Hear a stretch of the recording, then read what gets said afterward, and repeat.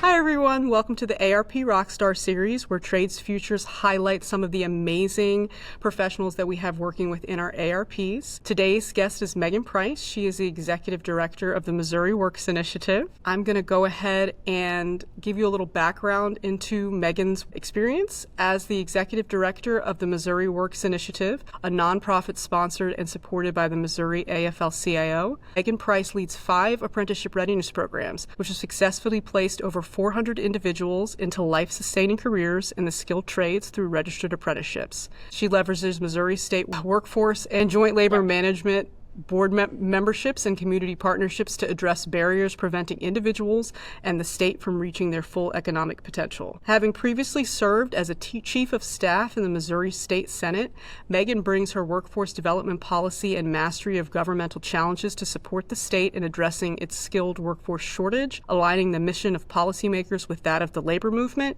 to forge a path for Missouri as it becomes a leader in apprenticeship expansion. Megan was raised in Southwest Missouri and earned her bachelor's degree in economics and management at Webster University in St. Louis. These experiences guide her strategy at Missouri Works Initiatives as it expands the pathway to construction careers through growing and improving apprenticeship readiness programs. So Megan, have you always had an interest in workforce development? It sounds like it. Always viewed uplifting individuals to reach their fullest economic potential to be the most transformative way to do good in society, because individuals we know and we work with all the time, they want careers that support their families. They want careers where they're building the buildings that cancer is being solved in, or that are schools where our children are being taught. So being a part of helping people get connected to the right career in the trades for them is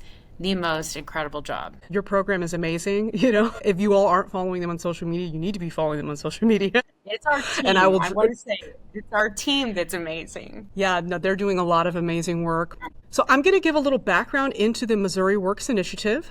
The Missouri Works Initiative is formed to eliminate barriers to economic opportunities by connecting Missourians to the necessary resources to build life-sustaining careers. Serving as a nonprofit organization sponsored and supported by the Missouri AFL-CIO, the Missouri Works Initiative is strategically positioned to address the state's changing workforce needs, whether those needs are creating healthy and recovery-friendly workplaces, connecting laid-off workers with job search or upskilling resources for future employment, or collaborating with community partners to offer innovative points of entry to traditional apprenticeship opportunities. Now, Megan, you all have 5 apprenticeship readiness program locations, correct? We do. We have 5 programs. Our programs operate in St. Louis, Missouri, Kansas City, Springfield, Missouri, and Columbia, Missouri. That's amazing. That's amazing. Now, which one was the first one to get going? The first program to start in Missouri was actually 10 years ago in St. Louis. Several labor leaders recognized the need to create an entry point for individuals wanting to gain access to a life-sustaining career in the trades. So they came together and devised a program and some introductory comprehensive skills that an individual might need to know regardless of which trade they choose. So we were taking individuals to all of the various apprenticeship training centers so they could truly see what a day in the life of that trade is like, and more importantly, if it is right for them or if it's wrong for them. They also got to meet with the people who made up that apprenticeship program, from the leadership to current apprentices. That's amazing. It is amazing. And that leadership and that strong foundation enabled us at the Missouri Works Initiative to scale the program statewide. And we certainly would not have been able to do that if there wasn't a industry recognized curriculum such as the multi-craft core curriculum, the MC3 curriculum that Trades Futures authors. So we were able to take that curriculum, take the model, the concept, and spread it so that people in all corners of Missouri would be able to go through the same life-changing experience. That's awesome. That's so much growth over the past 10 years for sure. And I'm sure that it's very gratifying to be at the helm of these programs. I have a few questions for you in regards to the various facets of the work. So the first one is, Missouri Works runs apprenticeship readiness programs across urban and rural communities spanning the east and west of the state. What are some of the unique challenges and advantages of managing programs across such diverse regions? First and foremost, the biggest advantage is our team members who come from the various parts of the state and have backgrounds in various trades. So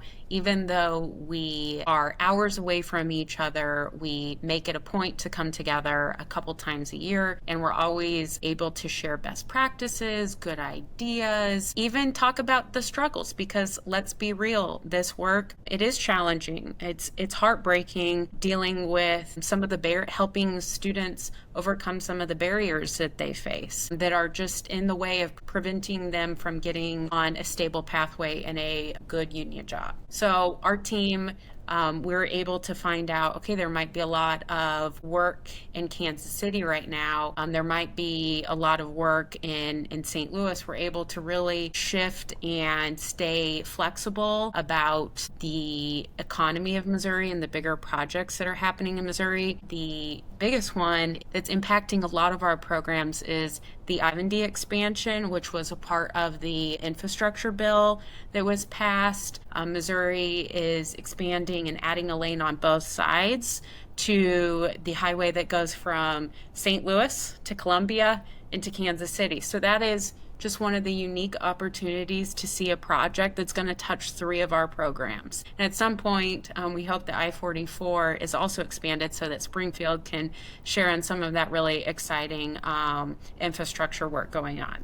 We have a lot of difference in our programs, whether they're in Kansas City or St. Louis or Columbia and Springfield, but there's common threads certainly within those. And we rely on each other a lot as a team to make sure that we're serving individuals in the best way possible. And what would you say some of those differences are between the programs? Is it the opportunities available per se, or just different community elements? I would say that there is specifically trade option differences. So if, let's say, somebody in Columbia wants to be an insulator, they would have to go to St. Louis or Kansas City. So that's where that connection is so important. There is less union density within some of those more rural areas.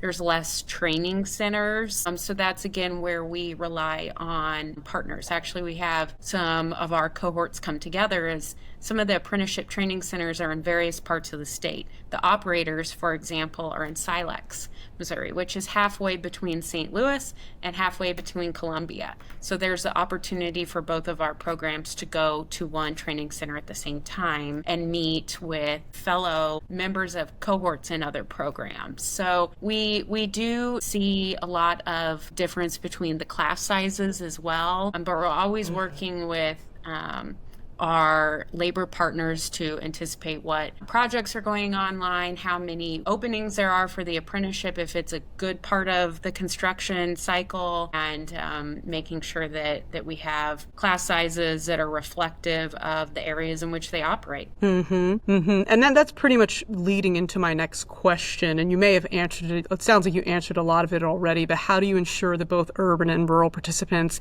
receive the resources and support they need despite differences in infrastructure, job opportunities, and access to training facilities? You know what? When somebody needs help overcoming a barrier, it is usually the same barrier, whether it is getting a car in Springfield or getting a car in Kansas City. It is still the challenge of getting a car. And it's not easy to get a used car that's reliable or to overcome some of the other barriers like childcare.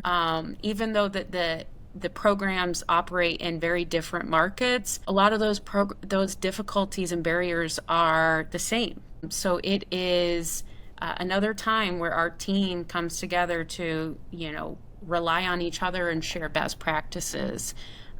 Because a lot of what we know is an issue in St. Louis is an issue down in, Southwest Missouri as well. And of course, there are There are unique challenges associated with a lot of individuals and the communities in which they come from. However, those same issues persist in other parts of the state. So again, it is a time for us to come up with a statewide strategy to overcoming some of these issues. That makes a lot of sense. And then if you're able to help in one area, then that solution can lend itself in the other regions as well. That makes perfect sense. My next question is, one of the key strengths of Missouri Works is having trade professionals and industry experts leading the classes. How does this impact the quality of training and the overall success of your students? Thank you for that question, because it allows me to brag about the phenomenal team that we have at the Missouri Works Initiative. The absolute dream team. I have no business teaching the trades. I'm not a tradeswoman. I've never used tools in my life, and therefore I shouldn't be teaching the trades to someone. So that's why our board, our organization, we have trade professionals teaching about the industry, whether that's IBEW electricians or whether that's smart sheet metal workers. All of our instructors are trade professionals. And another important aspect of that is they know what it takes. They know that the perseverance, they know the hard work. So they're able to accurately reflect that to the students. This is what it's like to be outside on the cold days. It's fun to be outside during the beautiful days like this, but here are some of the things that you'll need to overcome. Here's some of the ways you need to advocate for yourself. Here is why having a proper fitting safety vest is important. Here's why, here are the things that I would have wanted to know when I started my apprenticeship. I can't speak to those things because I'm not a trade professional. So whether it's Rudy out in Kansas City, Austin down in Springfield, Russ in Columbia, Jen over in St. Louis, and Tracy, who does our St. Louis High School program, we have some awesome trade professionals. We also have a supportive team that helps us do all of our other key functions, like getting students enrolled, and helping students drive to and from places. So it is a team effort. We have a small but mighty team. And I am just so proud to be a part of it. No, I think it makes a world of difference for students to be able to garner the advice and guidance from people that have actually lived the experience. I mean, I'm sure you feel the same way, even in your personal day-to-day life. I'm more apt to take advice from someone who's lived what it is that I'm interested in. So that makes a lot of sense. And then they just have some very in the field, I would say, just nuanced experiences that I'm sure that they've gone through, like on a job site or something like that they're able to speak to. Because there's other aspects other than just the technical side of things, as you were saying, just, how to conduct yourself on a job site and some of those soft skill situations that I think I'm sure in the trades, it's a very unique setting. So I think that's another thing that I could see being very helpful, having a trade professional at the helm of those classes. So beyond the technical skills, how do your instructors and support staff mentor students to ensure they transition successfully into registered apprenticeship and long-term careers in the trades? Good question. So we have several different people for students to look to in addition to our instructors. And most importantly, top of mind is mentors. And it's important to have mentors because they are people that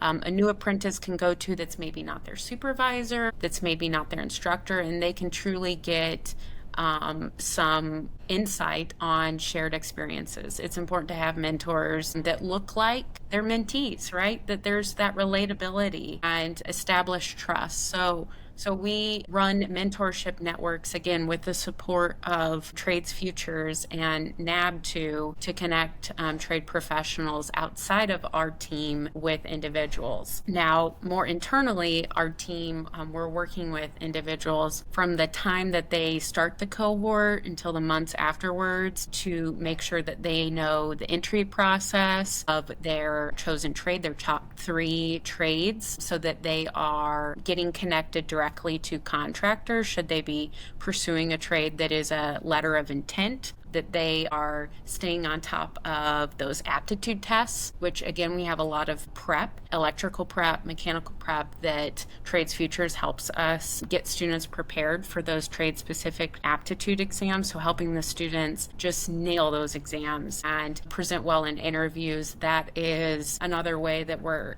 helping. And then also, once a student is placed, helping them show up job ready and being able to, I don't pretend to have come up with this phrase, but you can't pull yourself up by the bootstraps if you don't have boots. So being able to show up to that job site with steel-toed boots, with work pants, with gloves, with some tools, right? Because those are some startup expenses that are real, and they can be a barrier for some people.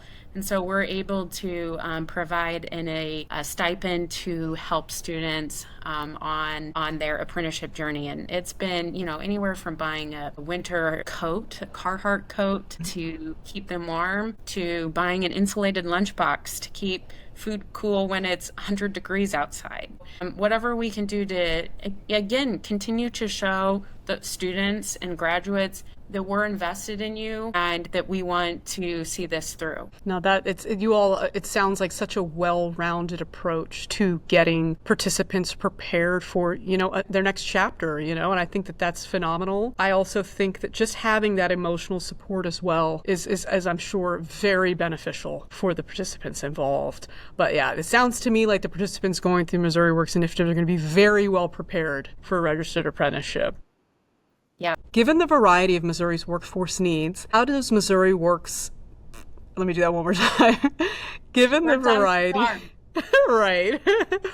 Given the variety of Missouri's workforce needs, how does Missouri Works collaborate with local unions, contractors, and employers to place graduates into successful apprenticeship opportunities across the state? Great question. So a lot of times our efforts are focused on the youth, right? Individuals who are leaving high school, who are wanting to pursue trade careers at a higher level than, peers in generations before them. But one of the things that we found is that there's a lot of 25 to 35-year-old individuals who are wanting a second chance, or they're wanting to get in a career where they're earning benefits, where they can provide health insurance for their families. And those are individuals that we can work to make sure have opportunity to have access to the same opportunities that younger generations have. So that is a collective effort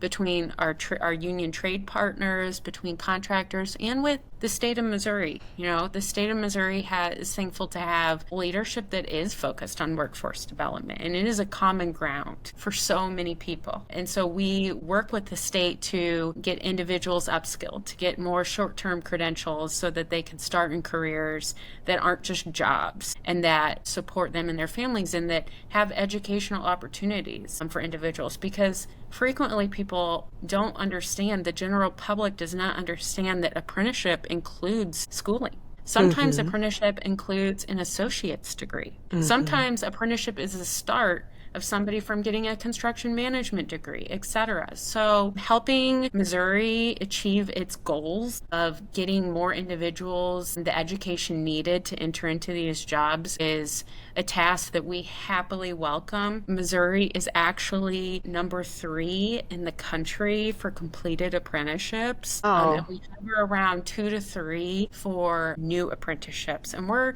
a medium-sized state. There's certainly much larger competitors, so we are so proud in that.